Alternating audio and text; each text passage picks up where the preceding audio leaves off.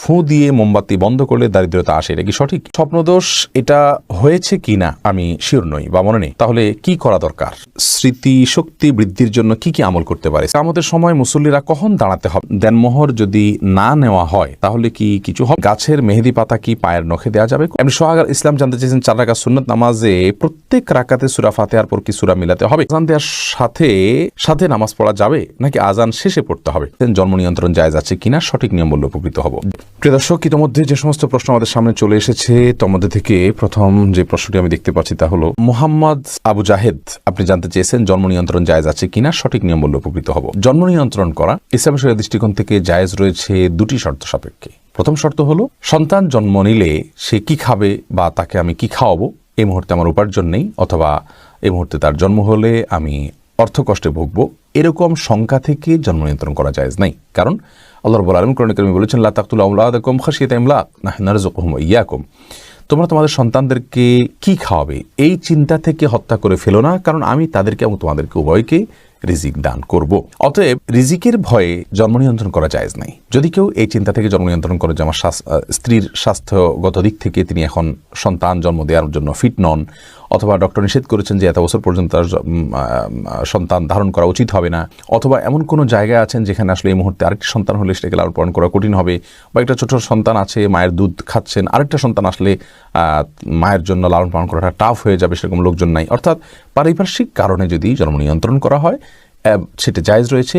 দ্বিতীয় শর্ত হলো যে যদি স্থায়ীভাবে না করা হয়, অস্থায়ীভাবে করা হয়, সে অস্থায়ীটা 2 বছর 4 বছর 6 বছর 10 বছর পর্যন্ত হতে পারে, সমস্যা নেই।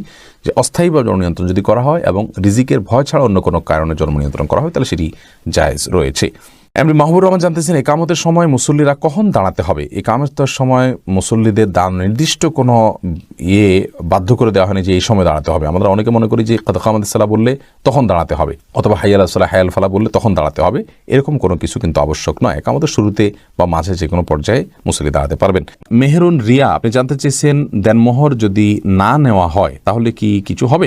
না, দেনমোহর যদি আপনি গ্রহণ না করেন আপনার স্বামীর কাছ থেকে, ধার্য হতে হবে, আপনি নিলেন না, তাকে ক্ষমা করে দিলেন বা মওকুফ করে দিলেন, তাকে দায়মুক্ত করে দিলেন, তাহলে সেটি কারণে আপনাদের বৈবাহিক সম্পর্কে কোনো প্রকার অসুবিধা হবে না। আল্লাহ তাআলা কোরআনে কারীমে বলেছেন যদি মেয়েরা দেনমোহরের ব্যাপারে কোনো ছাড় দেয়, স্বামীকে কোনো অংশ ছাড় দেয়, তাহলে স্বামীদেরকে আল্লাহ তাআলা বলেছেন ফাকুলুহু হানি আম্মারি, তাহলে সেটা তোমরা সন্তুষ্ট চিত্তে খেতে পারো, ভোগ করতে পারো, তোমাদের স্ত্রী তোমাদেরকে ছাড় দিলে।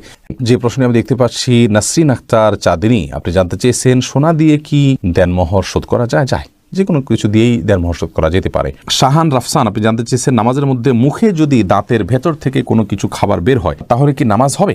সামান্য যদি কণা টনা জাতীয় হয় কোনো অসুবিধা নেই, তাতে নামাজ হয়ে যাবে। দাঁতের মধ্যে কণা ছাড়া তো আর বড় কিছু থাকার কথাও নয়, অতএব এটা জায়েজ হবে ইনশাআল্লাহ। হ্যাঁ, যদি মুখের ভিতরে কোনো খাবার রেখে আপনি নামাজ দাঁড়িয়ে যান আর ওটা খেতে খেতে নামাজ পড়েন, আপনি গিলেন খান, তাহলে তো আপনার নামাজ হবে না। হালিমা বেগম জানতে চেয়েছেন গাছের মেহেদি পাতা কি পায়ের নখে দেওয়া যাবে? কোনো অসুবিধা নেই। অনেকে মনে করেন যে মেহেদি পাতা পায়ে দেওয়া যাবে না, যেটি দাড়িতে দিতে হয়, চুলে দিতে হয়, এমন কোনো কথা নেই।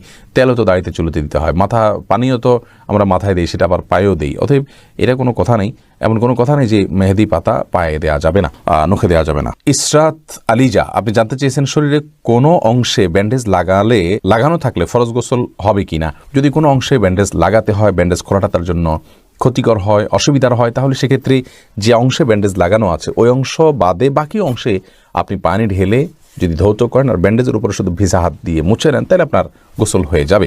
আর যদি ব্যান্ডেজটা এরকম জায়গায় হয়, কথার কথা পেটে বড় করে ব্যান্ডেজ আছে, তাহলে সেক্ষেত্রে আপনি উপরের অংশে কোনোভাবে পানি দিতে পারছেন না, দিলেই ব্যান্ডেজ ভিজে যাবে, তাহলে সেক্ষেত্রে আপনি অবশ্যই তায়াম্মুম করে সালাত আদায় করতে পারবেন।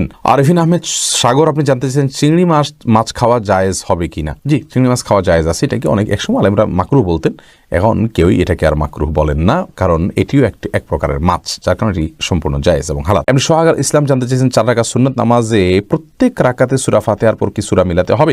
সুন্নাত নামাজ হলে প্রত্যেক রাকাতে মিলাবে হয়ে যাবে। ওসমান গনি, আপনি জানতে চেয়েছেন আজানের সময় পেশাব পায়খানা করা যাবে কিনা? যাবে, কোনো অসুবিধা নেই। আজান হলে ওই সময় পেশাব পায়খানা করা যাবে না বা দুনিয়াবে নির্দিষ্ট কোনো কাজ করা যাবে না, এরকম কোনো কথা কোরআন হাদিসে কোথাও বলা হয়নি। তবে হ্যাঁ, আজান সময়ে অবশ্যই আপনি আজানের জবাব দেওয়া উত্তম এবং ভালো। যদি পারেন মুখে জবাব দিবেন, আর না দিলেও কোনো গুনাহ হবে না। অর্থাৎ মুয়াজ্জিন যা বলছেন সাথে সাথে তা বলছেন, আপনি এর পাশাপাশি অন্য কোনো কাজ করছেন। তবে হ্যাঁ, আপনি টয়লেটে যদি থাকেন সেখানে তো আপনি আল্লাহ নাম নিতে পারবেন না বা নেওয়া উচিত হবে না, যার কারণে আজানের জবাব আপনি সেখানে দিবেন না। অর্থাৎ এক কথা আজানের সময় টয়লেটে কেউ থাকলে টয়লেটে থাকতে পারেন, পেশাব পায়খানা করতে পারেন বা অন্য যে কোনো কাজ করতে পারেন, কোনো প্রকার নিষিদ্ধ নয়। এমন কোনো কাজ যদি করেন যেখানে থেকে আজানের মুখে জবাব দিতে পারছেন তাহলে জবাব দিবেন, সেটি সওয়াবের কাজ, আর না পারলে দিবেন না। তমা আহমেদ জানতে চেয়েছেন আজান দেওয়ার সাথে সাথে নামাজ পড়া যাবে নাকি আজান শেষে পড়তে হবে? আজান যখন চলছে তখনও কেউ চাইলে সালাত আদায় করতে পারে, কোনো অসুবিধা নেই। বিশেষ করে মা বোনদের কথা বলতে পারি, ওয়াক্ত হওয়ার সঙ্গে সঙ্গে তারা সালাত আদায় করবেন। মসজিদে আজান হচ্ছে, আজান শেষ হলেই তাকে সালাত আদায় করতে হবে এমন কোনো বাধ্যবাধকতা নেই। পুরুষরা তো আজান শেষে জামাতের অপেক্ষা করবেন, তারপর সালাত আদায় করবেন। যদি কোনো কারণে তিনি জামাতে সামিল হওয়ার সুযোগ না থাকে, একা একা তাকে পড়তে হয়, তাহলে আজান চলাকালীন সালাত আদায় করলে সালাত হয়ে যাবে। সোহেল রানা সুজন আপনি জানতে চেয়েছেন বাতের ব্যথার জন্য এক জাতীয় পাথরের মতো দেখতে এক প্রকার বস্তু লাগানো ব্রেসলেট যা হাতে ব্যবহার করা হয় আবার পায়ে কালো রাবারের মতো ব্যবহার করা হয়, এ সম্পর্কে হুকুম কি? ভাই সোহেল, এই জাতীয় ব্রেসলেটের কোনো বৈজ্ঞানিক কোনো ব্যাখ্যা আছে কিনা যে এটি মানুষের শরীরে বাতের ব্যথাকে দূর করে? যদি থাকে তাহলে এটি ব্যবহার করা যেতে পারে, এবং যদি বৈজ্ঞানিক কোনো ব্যাখ্যা না থাকে, এর যৌক্তিক কোনো লজিক্যাল কোনো কারণ না থাকে, নিছক এটি একটা ধারণা মানুষের থাকে, তাহলে সেক্ষেত্রে এটি ব্যবহার করা জায়েজ হবে না। মিতা নাহিদা আপনি জানতে চেয়েছেন কিছুদিন আগে আমার বাচ্চা হয়েছে, বাচ্চা হওয়ার কতদিন পর আমি নামাজ পড়তে পারবো বললে উপকৃত হব? বোন মিতা, বাচ্চা হওয়ার পর ব্লিডিং যতদিন চলবে ততদিন আপনি নামাজ পড়বেন না। ব্লিডিং শেষ, তখন থেকে আপনি নামাজ পড়বেন। এটাকে নেফাস বলা হয়। নেফাস বা সন্তান প্রসব পরবর্তী যে ব্লিডিং, এই ব্লিডিং শেষ হয়ে গেলে আপনাকে সালাত আদায় করতে হবে। তবে ব্লিডিং এর সর্বশেষ সীমা হলো 40 দিন। 40 দিন পর্যন্ত যদি ব্লিডিং বন্ধ না হয় তাহলে 40 দিনের পরে ব্লিডিং থাকলেও আপনি সালাত আদায় করবেন। আলমগীর হোসেন আপনি জানতে চেয়েছেন স্মৃতিশক্তি বৃদ্ধির জন্য কি কি আমল করতে পারে? স্মৃতিশক্তি বৃদ্ধির জন্য একটি বিশেষ আমলের কথা একটি হাদিসে পাওয়া যায়। বিশেষ সূরা, বিশেষ সংখ্যক বার রাতে 2 রাকাত নামাজ পড়ে, সেই হাদিসটি সনদকে মুহাদ্দিসিন ইকরাম যায়িব বলেছেন। স্মৃতিশক্তি বৃদ্ধির জন্য গুনাহ থেকে বেঁচে থাকা আর স্বাভাবিকভাবে আল্লাহ রাব্বুল আলামিনের কাছে দোয়া করা, এই দুটি বিষয় বিশেষভাবে উল্লেখযোগ্য। আর নির্দিষ্ট করে বিশুদ্ধ হাদিসে স্মৃতিশক্তি বৃদ্ধির জন্য কোনো আমলের কথা বলা হয়েছে বলে আমাদের জানা নেই। বাতের ব্যথার জন্য এক জাতীয় পাথরের মতো দেখতে এক প্রকার বস্তু লাগানো ব্রেসলেট যা হাতে ব্যবহার করা হয় আবার পায়ে কালো রাবারের মতো ব্যবহার করা হয়, এ সম্পর্কে হুকুম কি? শারমিন আখতার আপনি জানতে চেয়েছেন স্বপ্নদোষ এটা হয়েছে কিনা আমি শিওর নই বা মনে নেই, তাহলে কি করা দরকার? শুধু স্বপ্নে দেখেছেন কিন্তু কোনো ভিজা বা স্বপ্ন দোষের মাধ্যমে বীর্যপাত হয়েছে এরকম কোনো আলামত যদি আপনি না দেখেন তাহলে সেক্ষেত্রে আপনার গোসল ফরজ হয়নি। আপনি স্বপ্নে দেখেছেন বীর্যপাত হয়েছে, বাস্তবে বীর্যপাতের কোনো আলামত যদি খুঁজে না পান তাহলে আপনাকে গোসল করতে হবে না। সাফিবুর রহমান আপনি জানতে চেয়েছেন সুন্নত পদ্ধতিতে গোসল করার জন্য প্রথমে ওযু করলাম, তারপরে সারা দেহে সাবান মেখে গোসল করলে আবার কি ওযু করতে হবে? না, এরপরে আর ওযু করার প্রয়োজন নেই। তো অনেক উলামায়ে কেরামের মতে লজ্জাস্থান সরাসরি স্পর্শ করলে ওযু ভেঙে যায়। তাদের মত অনুযায়ী আপনি লজ্জাস্থান, এমনিতে গোসলেরও সুন্নাহ পদ্ধতি হলো যে আগে লজ্জাস্থানে কোনো ময়লা নাপাক থাকলে সেগুলোকে আগে ভালো করে ধুয়ে ফেলা, এরপরে পুরো শরীর ধোবেন, তাহলে সেক্ষেত্রে আর লজ্জাস্থানে সরাসরি স্পর্শ করবে না। তবে লুঙ্গি ইত্যাদির মাধ্যমে স্পর্শ করলে কারোর মতেই ওযু ভঙ্গ হবে না। তানিয়া ইসলাম আপনি জানতে চেয়েছেন ওযু করে ফেরার পথে পুরুষ লোকের সাথে দেখা হলে বা কথা বলতে হলে তারপর নামাজ হবে কি না, নাকি আবার ওযু করতে হবে? না বোন, কোনো পুরুষ লোকের সাথে ওযু করার পর যদি দেখা হয় বা কথা হয় তাতে আপনার ওযু ভঙ্গ হবে না। ওযু ভঙ্গ হওয়ার সাথে এর কোনো সম্পর্ক নেই। কেউ যদি ওযু করার পর কোনো পুরুষের সাথে অন্যায়ভাবে দেখা দেন, হারামভাবে দেখা দেন, হারাম কথা বলেন, তাহলে ঠিক গুনার কারণ হবে, ভিন্ন কথা, কিন্তু এর ফলে ওযু ভঙ্গ হবে না।